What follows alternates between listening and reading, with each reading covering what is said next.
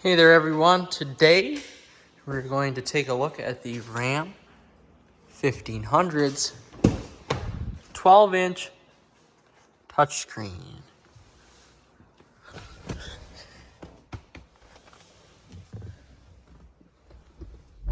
Alright, so in this review here, I just want to show how to use the 12-inch touchscreen by Uconnect. So as you can see, it started up. I'm going to turn off the volume here. So as you can see, it started up. It had your heated seats, wheel, cooled seats, ventilated seats on the startup scene, just like a normal Uconnect here. You can see it takes me to the home screen. This is a cool option here. You can choose to stream over the internet. But what ultimately made me get this over the 8-inch was A, the size, and B, ease of use. So I'm going to go through here all of these tabs, and we'll just see how easy it is to use.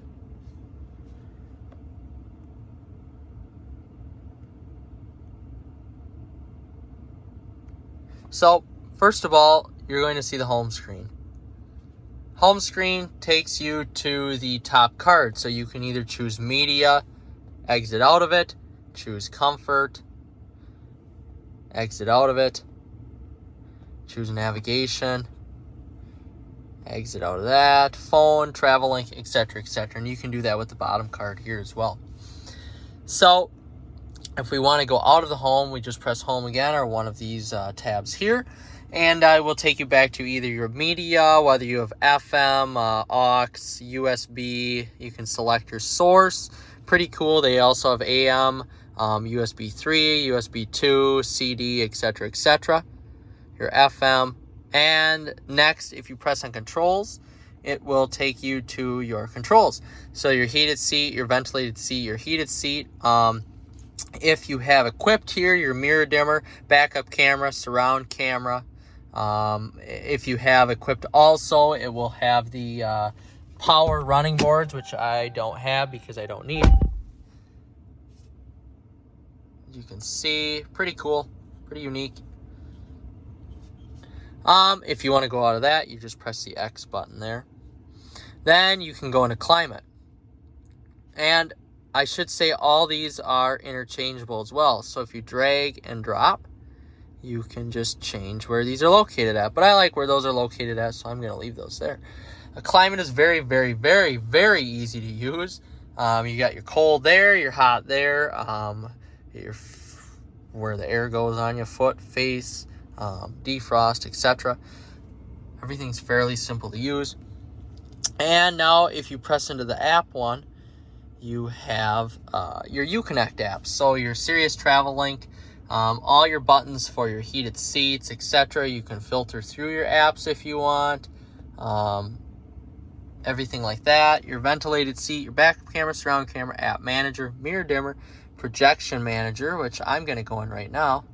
All my phones, enable projection. That's just for Apple CarPlay. Fairly simple. You have your media, your climate, your seat controls, your navigation. And this is just another way to take you to your nav screen. Audio settings, everything here in settings, which we'll go over, that is on the Uconnect apps here. Audio settings, fairly easy to use. Your balance fade, right now I have it in center. Equalizer, fairly simple to use, just slide up and down for that. Speed adjusted volume, I have that on 3, I would highly recommend that. And your surround sound. Autoplay, I have off. Just simple stuff like that. Now as we move into the navigation here, I want to show you how this works because it's actually fairly simple. You have it's just like an iPhone. You can scroll, you can go through, it's pretty cool. You can change your eye view. I like it in 3D, you could have it in 2D, 2D north. current location, route progress, highway services, etc., etc. You can have your layers as well. 3D buildings, traffic, blah, blah, blah, all that stuff, your automotive. I don't have much of that on because I don't use the navigation too much. Zoom in and out. Your information.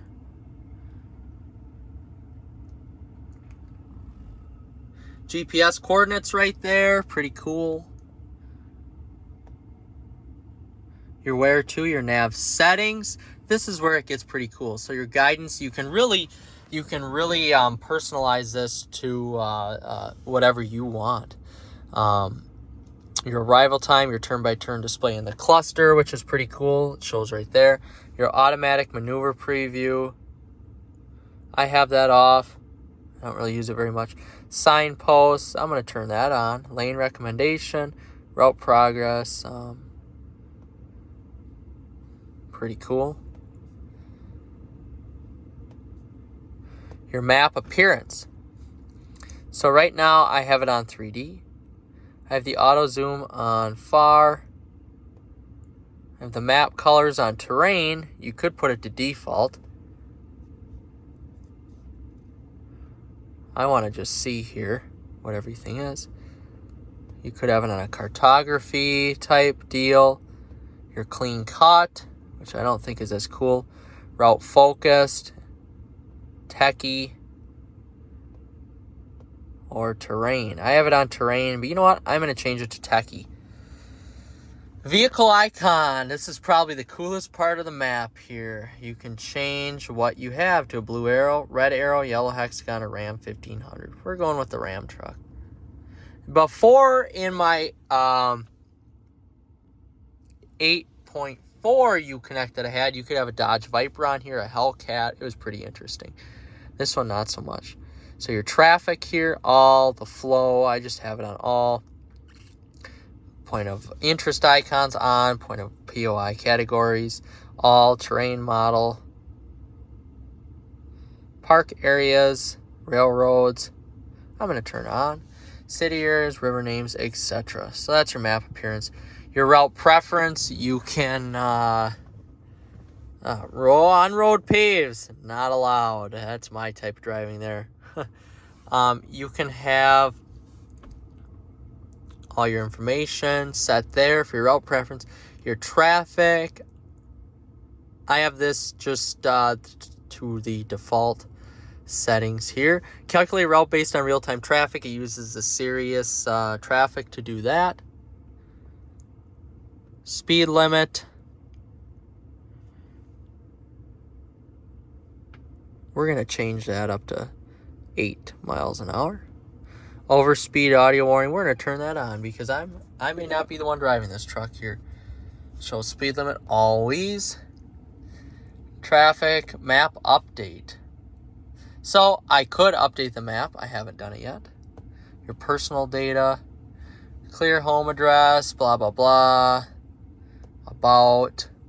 Blah, blah, blah, blah. And that is the navigation. So pretty cool. Zoom in and out. See the roads. It's very clear. Pretty cool. Now moving to phone. The phone is very simple to use. I have not added any of my favorite contacts yet, although it would be pretty easy to add somebody. Let's just say I want to add my mom here. Mom. We have to scroll down a little bit here.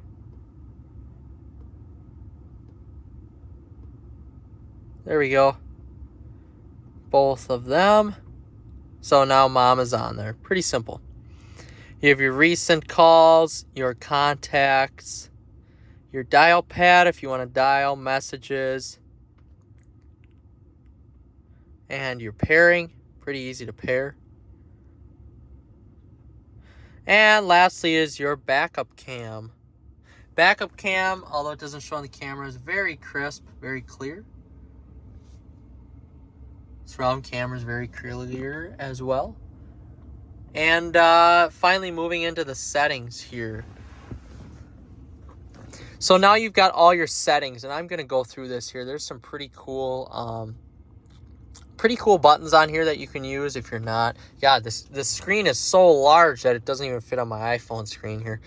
So if we go to language,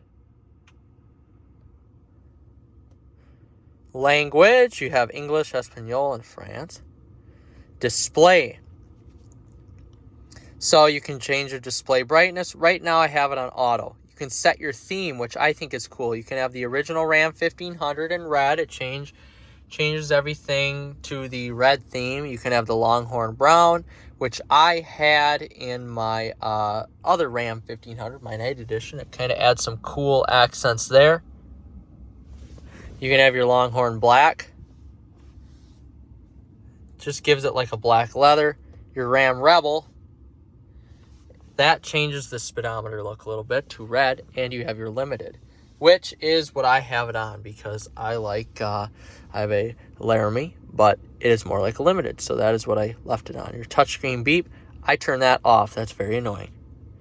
Your control screen timeout, I have that on. So when it's in the controls, it'll just time out after 30 seconds or whatever. Your fuel saver, the eco display in the dash, yes, I have that on. Just left it at default. Navigation turn by turn and display cluster, yes, I left that on. Your phone pop-ups displayed, I have that on as well. Notifications on. And that is the display tab here. Your units. Units I just have in your custom, MPH for speed, distance, miles, fuel consumption, MPG US, pressure, PSI, temperature, Fahrenheit. Voice settings, voice response length. Detailed, I want it detailed. I want to understand here what I am, doing. I have the command list as well, always.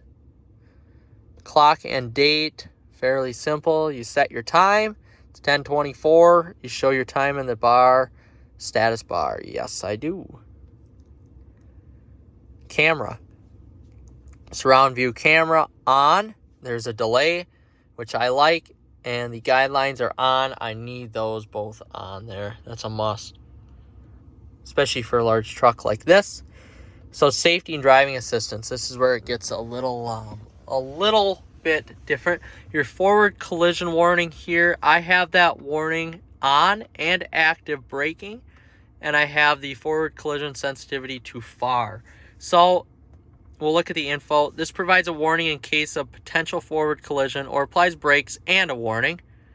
This sets the distance in which the forward collision warning will occur. I have had both of these go before. The brakes are strong. This is a recommendation in any vehicle you buy that it has the forward collision warning. The lane sense is unique. I have it on medium, and I have the lane sense strength on high. So this sets the strength of the steering wheel feedback for potential lane departures, and this sets which distance the steering wheel will provide feedback for potential lane departures. I'm going to switch that to early, actually. Your park sense, so that would be that button right there.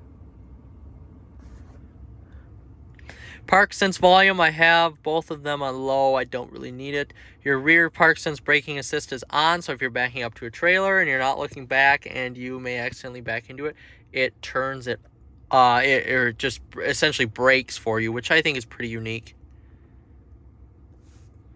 And your blind spot alert, I have the lights with the chime, so if you throw on your blinker and it senses something is by you, it will chime. Hill start assist on, tire fill assist is on. So if you have a low tire, it senses that, and when you're going to fill the tire, it honks to let you know that it's full, which is pretty cool.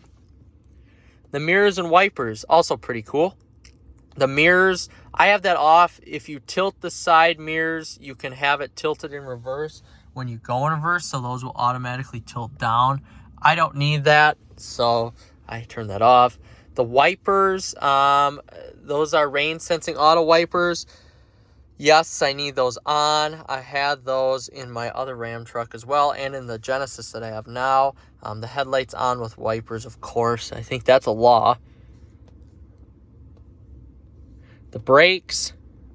Brake service. Would you like to retract park brakes to allow for brake service system? I don't need that on. The auto park brake. I might turn that to on.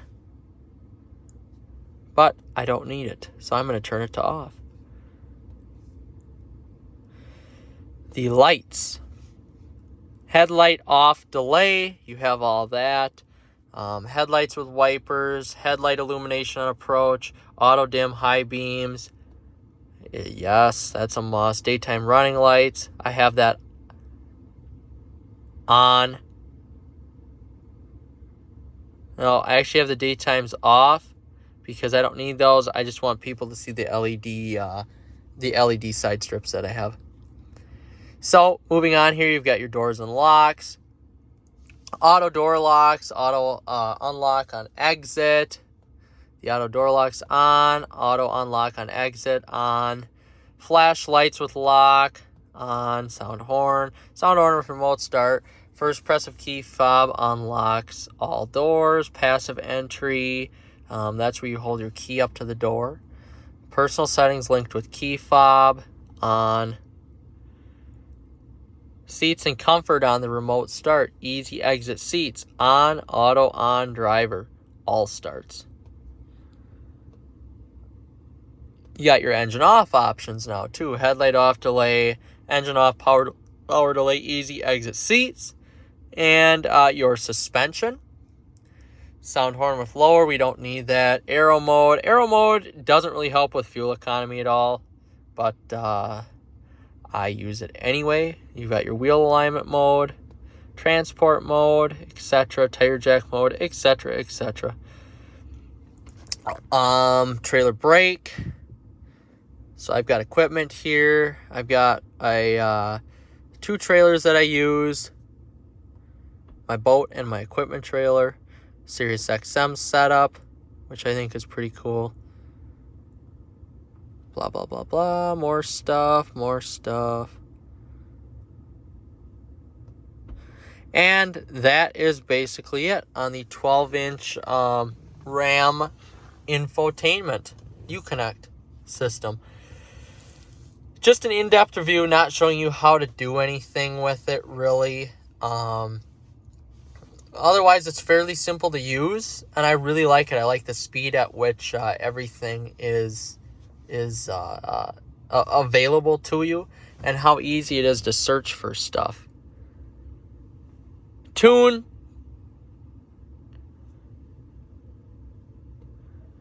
to Sirius 45.